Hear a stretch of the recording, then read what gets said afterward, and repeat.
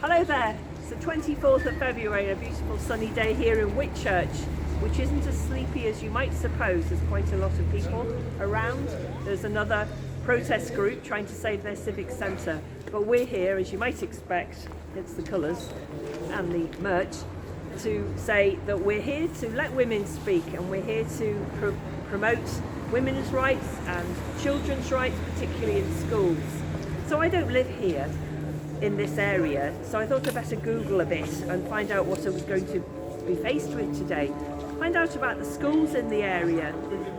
What was really interesting is that many of the schools come under the one moment, I have notes, the Marches Trust, and there are many schools and they are very keen on promoting all things gender related in the schools that they have under their watch.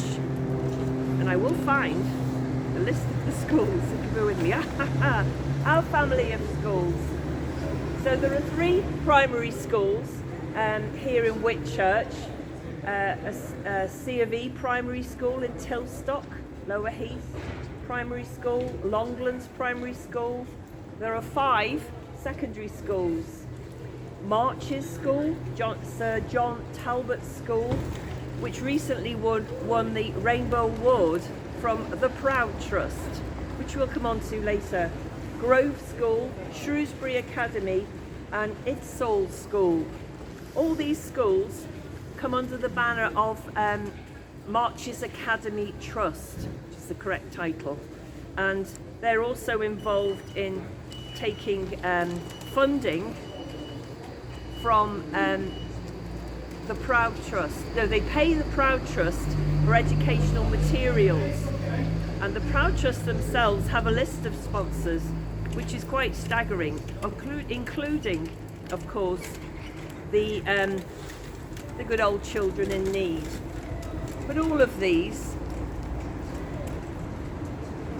give money to the Proud Trust, and the Proud Trust delivers educational materials on all things related to gender and their version of sex education to the schools in the Shrewsbury, Shropshire area.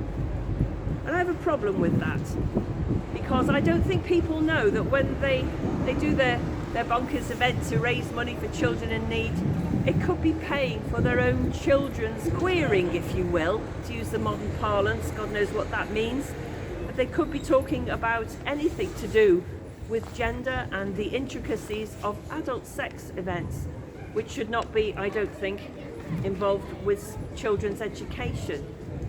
So here in Shropshire, the Proud Trust will provide educational materials on allosexual, aromantic sexual, asexual, biromantic, bisexual, demisexual, gay, we've heard of that one, heterosexual or straight, we've heard of that one, lesbian, we've heard of that one too, pansexual, queer, don't know what that means, and questioning, don't know what that means either. Many of these things I do not understand what they mean, but rest assured, pick on any 7-year-old, they'll be able to explain the intricacies of all of them and their practices. The other thing that bothers me about the schools is that many of the schools in this area have gender neutral toilets, they have unisex toilets, they have girls and boys toilets, but any boy who identifies as a little girl can go into the girls' facilities. And this is still the case. March 2015, the Department of Education gave instructions that are law, because they are linked to the Human Rights Act, I want to say, about single-sex spaces, and any child over 8 is entitled to a single-sex space. This is still the case, and yet many education departments in councils and boroughs up and down the land flagrantly ignore it. It's not good enough. Every child, every girl, every boy is entitled to dignity and respect when they are going to the toilet in a public place, which is a school with all the hustle and bustle that goes on, or getting changed for a sport. And it is not good enough that Stonewall is writing law along with the Proud Trust, who is changing bylaws and laws to make sure that there are no safe spaces for little girls and little boys in school. They promote transgender youth, which has no protection in law because it doesn't exist. They are children and they should be treated as such. There, rant over. Thank you very much. Thank you. Thank you very much.